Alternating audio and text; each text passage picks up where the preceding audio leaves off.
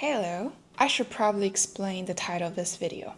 So for those of you who don't know me, my name is Sophia and I'm currently a year 2 student at the National University of Singapore. Just 1.5 years ago, I was attending NYU until I dropped out, packed my bags and moved across the world to Singapore, a place that I've never actually stepped my foot on in my life. I actually wanted to document my journey back then, but for various reasons, I never had the chance to actually do it until now. I'm actually in Vancouver right now. I'm back home a bit for the winter break, but I will be flying tomorrow morning to Singapore for the new semester. So I thought since I didn't get to show you guys the last time, I will take you guys along to this flight back to Singapore with me as I explain the ups and downs of my journey as a 20 years old moving across the world all by myself. I should probably go to bed. I'll see you guys tomorrow morning.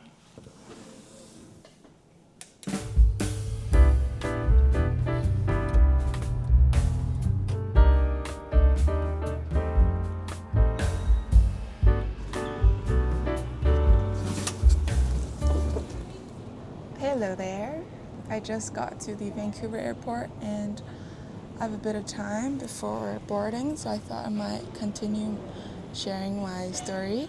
I think I want to talk a bit about why I left New York City. I think the story can trace back to my high school. So when I graduated high school, most of the people in my high school wanted to go to the US. So I kind of just went with the flow and applied to US universities as well, and I got into a few of them. One of them is NYU, which is what I attended.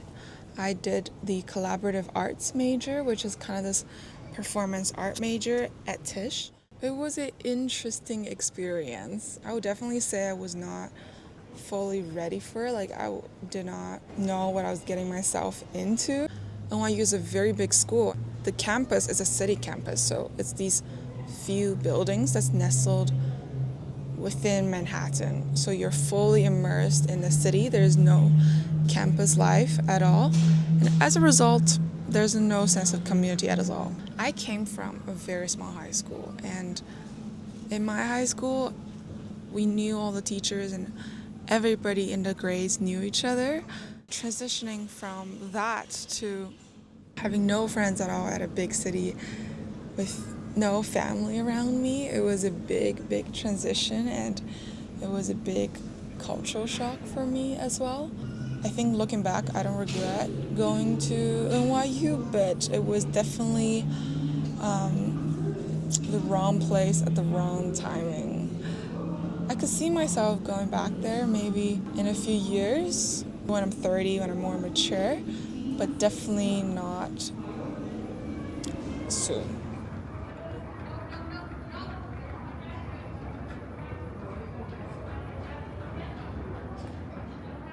So after I decided to drop out of NYU, I was looking for new universities, and back then I knew I didn't want to stay in the US or just North America in general because I was just so sick of the culture.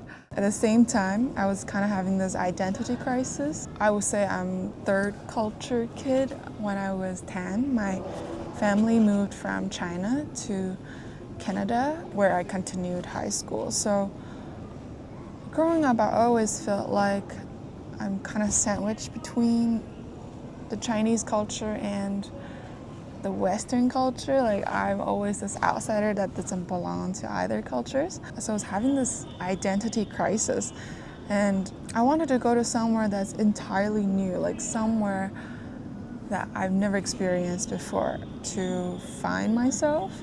So during last winter break, when I was frankly searching online for the available programs, I found out about this landscape architecture program at the National University of Singapore. It is our pleasure to welcome you to. Without enough volunteers, we will be required to take additional bags at the time of boarding. At that time, I thought Singapore was the perfect blend of West and East culture, and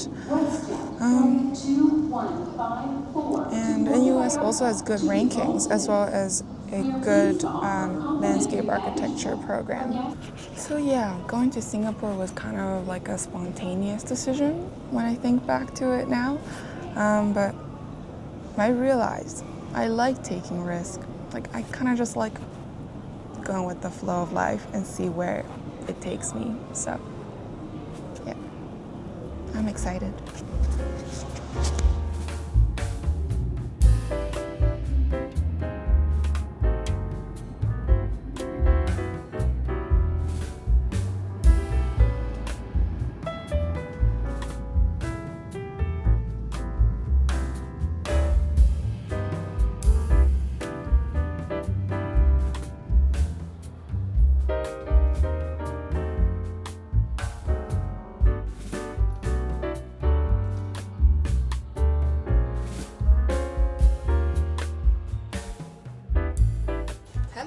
Hello from Singapore. I'm in my dorm right now. This is my room.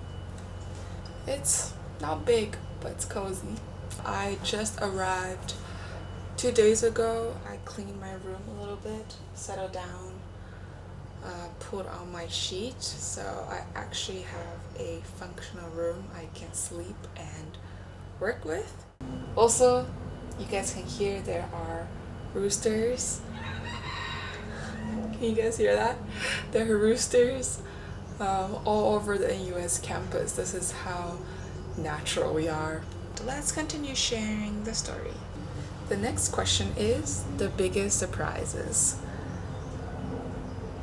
I think my biggest surprise when I transferred from NYU to NUS is how hardworking everybody is.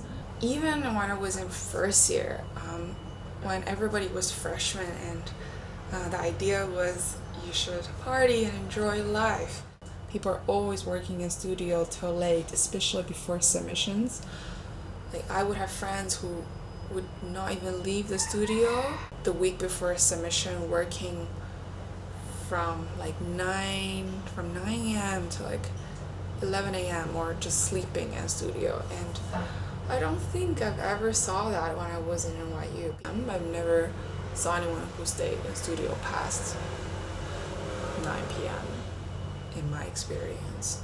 So that was just comparing freshman year. I don't really have much experience past freshman year, but yeah, that was one of the most surprising elements.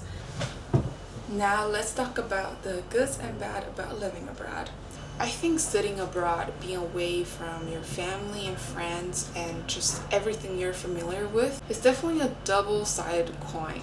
The good side is the freedom. When you're away from everything you're familiar with, your old lifestyle, your old friends, your old room, your old habits, your old everything, you kind of open yourself up to the new possibility of reshaping who you are. For example, when I moved to Singapore, I started taking trips to surrounding countries. In my first year, I went to Bali, Taiwan, Bangkok, all these Southeast countries that I would not think of going if I stayed in North America because it's just so expensive and so far away, so inaccessible. So being situated in Asia really gave me this new perspective to experiment and learn about the world around me. And I think I did learn so much about what I like, what I don't like the kind of lifestyle I want to pursue in the future and the things I'm interested in just by traveling. And I can honestly say I met the most interesting people that have impacted me so deeply through these trips. But of course, there is the bad side, which is sometimes you can feel a bit lonely because you're entirely on your own. You don't have that support safety net that you used to have when you're back home, so you gotta build everything from ground up. But it's okay, slowly you start to build these connections. Of course, it takes time and effort and intentional actions to look out for those that you bond with, but you will find them eventually. And in my experience, the sense of loneliness never really get away, especially for people like me who move around a lot. I think the sense of not belonging will always be with you, no matter where you go. So it's really up to you for yourself to establish a sense of connection to this place very intentionally, to build these connections and to build the sense of grounding by yourself.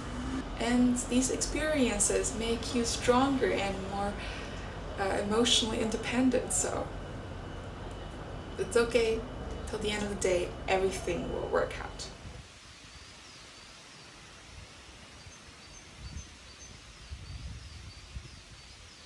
If you were to ask me, do I regret it? I would say absolutely not. Moving to Singapore is probably one of the best decisions I made in my life. I learned so much about different lifestyles, the cultures, and most importantly, myself. I think through the experiences and the conversations I've had, I've also adopted a new outlook to life. Specifically, I think I've become more spontaneous, more open to the unknown, and to allow the journey to shape me instead of having a set goal I want to achieve. In fact, this is one of the reasons I want to start YouTube again, to share my story to whoever is considering it as well. So if you are curious about moving abroad, changing lifestyles, learn a new culture, try out a new aspect of yourself, I would say just do it. I mean, what can you lose, right? I want to end this video with my biggest takeaway from my journey so far, which is to embrace change. When I was in high school, the thought of studying in Singapore never even entered my brain. Yet, here I am, 2.5 years later, studying and living on this small tropical island. When I made the decision to leave, all I knew was a program that I'm potentially interested in, some information I found online, and a few words exchanged with students who study here. But I took a leap of faith, and sometimes life takes you to directions that you would never expect. But I think that's my biggest takeaway so far, or a shift in mindset, which is to allow these detours to happen, to not be so fixated on this one goal that you want to achieve, and instead allow life to take you through these experiences and shape who you are, because sometimes the seemingly wrong train can take you to the right destinations.